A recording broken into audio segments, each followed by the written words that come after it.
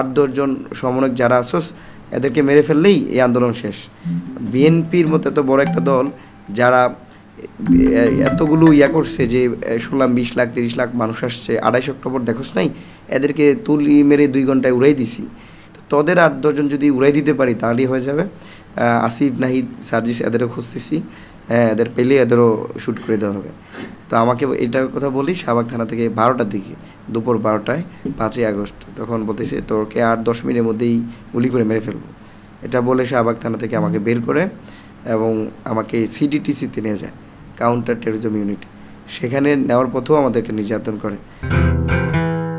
আন্দোলন চলাকালীন আপনি পুলিশের হামলার এবং গ্রেপ্তার হয়েছেন, সেই ঘটনা যদি আমাদের দর্শকদের উদ্দেশ্যে জানাতেন।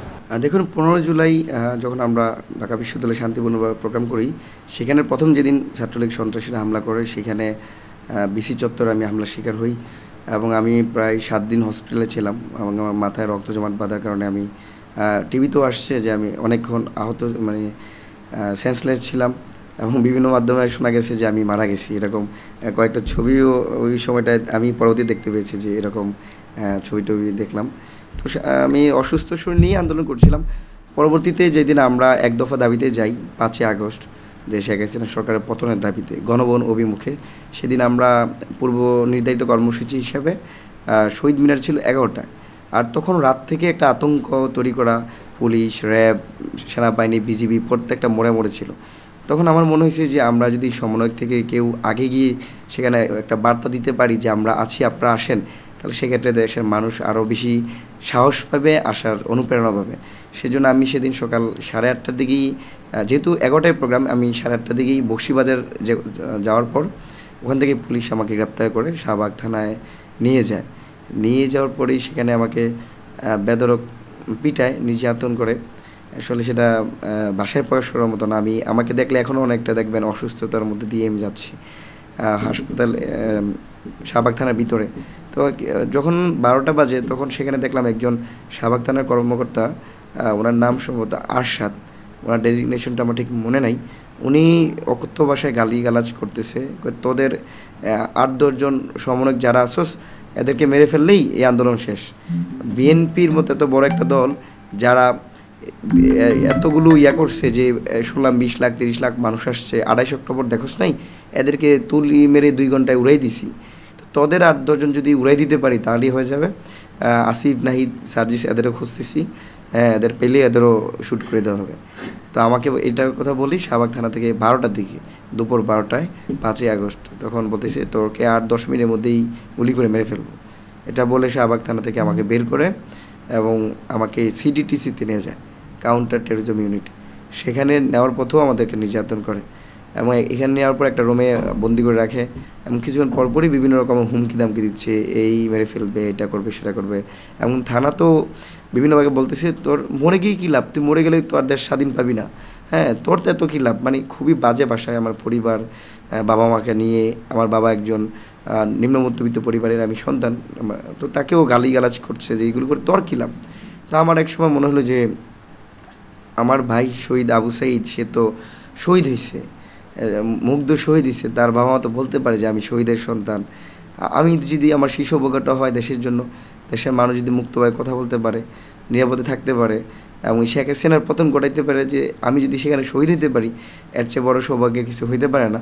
আমি আমার আব্বা মাকেও বলছি যে যে কোনো পরিস্থিতি হইতে পারে, আমি এমন খারাপ কাজ করি নাই যেটা আপনাদের লজ্জা হবে, আপনারা মানে বলতে পারবেন আপনারা শহীদের বাবা মা। আমি তখন আমার নিজের ভিতর দিয়ে মনে হয়েছে যে আমি যে কোনো সিচুয়েশন হোক, হায়াত তো আমরা জানি সৃষ্টিকর্তা নির্ধারিত আছে, যা হবে। আমি যদি তাদের সাথে তাদের কথা শুনি, তারা যাই বলে, আমি তো আমার হায়াত তো বাড়বে না, হ্যাঁ। আমি যদি তাদের কমিটমেন্ট শুনি, স্টেটমেন্ট দিই, আমার হায়াত বাড়বে না। আমি মনে করছি আমাকে 10টা গুলি করলে যদি আমার হায়াত থাকে আমি বেঁচে থাকবো, আর হায়াত না থাকলে আমি মরে যাবো। মরে গেলে তাও আমার একটা সৌভাগ্যের বিষয়, আমি শহীদ হতে পারবো। সেই জন্য তাদের কথা আমি শুনি নাই। পরবর্তীতে আমাকে সন্ধ্যা 6টার দিকে ডিবি কার্যালয় মিন্টুর থেকে আমাকে মুক্তি দেয়। আমি জানতাম না শেখ হাসিনা পদত্যাগ করছে বা পালাই গেছে, এবং বিকাল 4টার পর থেকে তাদের আচরণ, অ্যাপ্রোচ চেঞ্জ হয়েছে। এবং আরেকটা বিষয় যে যখন তারা কিন্তু আমাকে নির্যাতন করছে, আমি ওই নির্যাতন যে অফিসার করছে তাকে আমি সেখানে পাইছি। ডিবি কার্যালয় ছিল মিন্টো রোডের এখানে। পাওয়ার সাথে সাথে আমি তখন আবার মিন্টো রোডের ওই পাশে ছিল অনেক মানুষজন, হ্যাঁ, তারা আসছে সব ডিবি কার্যালয় ভাঙচুর করবে, ডিবি হারুনকে খুঁজতে, বিপ্লব কুমার পোদ্দার বা যারা আছে এদের খুঁজতে। তখন কিন্তু ওখানকার যেই কর্মকর্তা যারা আসছিল তারা কিন্তু বলছে যে ভাই আমরা তো এর সাথে জড়িত নাই, আপনি আমাদেরকে নিরাপত্তা দেন। আবার সেই কর্মকর্তারাই যারা কিন্তু আমাকে কিছুক্ষণ আগে টর্চার করছে। তো আমার মনে হয়েছে যে আসলে আমি তো আইন হাতে তুলে নিতে পারি না এবং আমার সেই অধিকারও নাই। সেই জায়গাতে আমি সেখানে মিন্টো রোডের যারাই পুলিশ যারা ছিল, ডিবি ছিল, সিটিটিসি যারা ছিল, তাদের সবার নিরাপত্তা আমি দিয়েছি। এবং আমি সেখানে গিয়ে যারা জনতা আসছিল তাদেরকে, মানে যারা আসল স্বাভাবিকভাবে একটা ডিবি কার্যালয় বা পুলিশ, তারা ধরে ধরে মানুষকে নিয়ে নির্যাতন করতো। এই যে মানুষের জনরোষ বা বিক্ষোভ, তারা কিন্তু সেদিন আসছিল।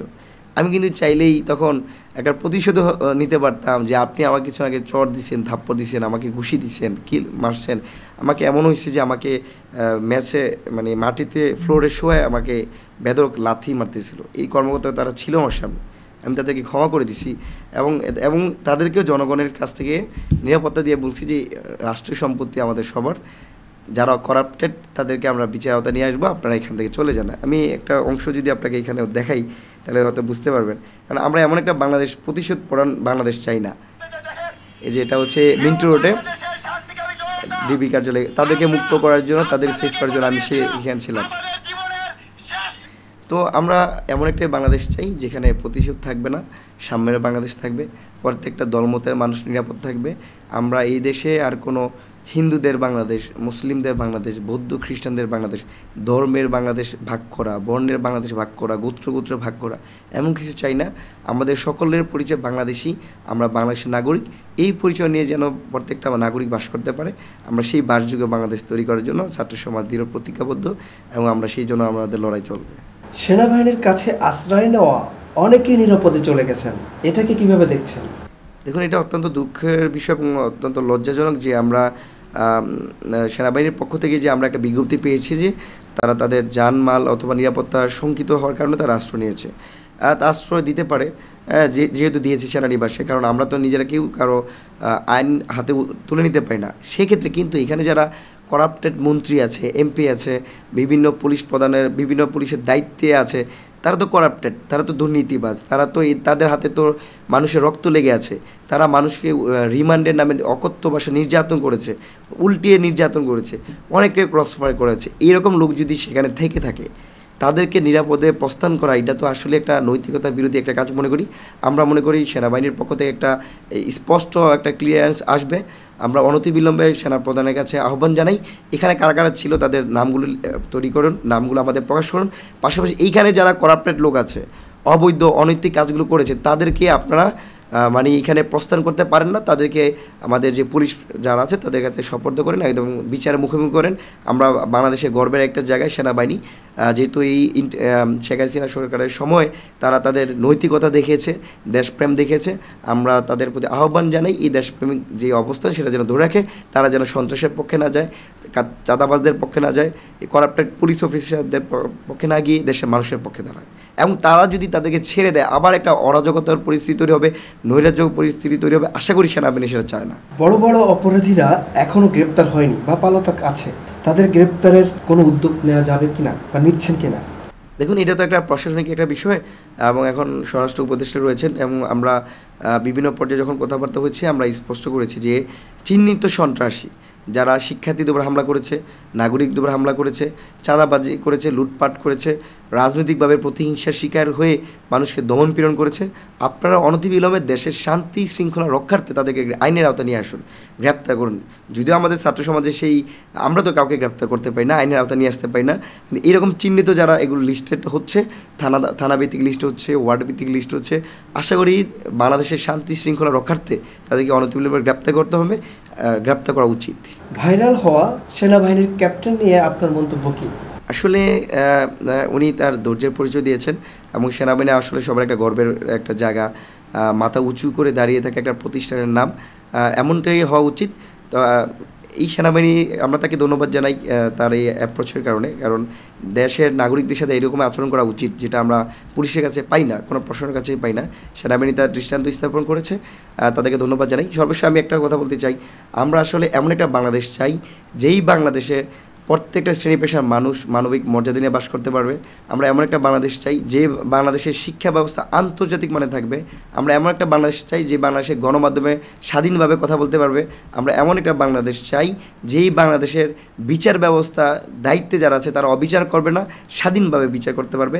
এমন একটা বাংলাদেশ চাই যেই বাংলাদেশের পরতে পরতে অন্যায় অনিয়ম দুর্নীতি রয়েছে সেগুলো রোধ করতে হবে, এবং এই যে হাজারের অধিক শিক্ষার্থী শহীদ হয়েছে তাদের স্বপ্নের বাংলাদেশ বিনির্মাণ করার লক্ষ্যে শিক্ষা, স্বাস্থ্য, ভূমি থেকে শুরু করে প্রত্যেকটা জায়গায় যারা দুর্নীতিবাজ করার আছে তাদেরকে দূর করে একটা নিরাপদ বাসযোগ্য বাংলাদেশ তৈরি করতে চাই।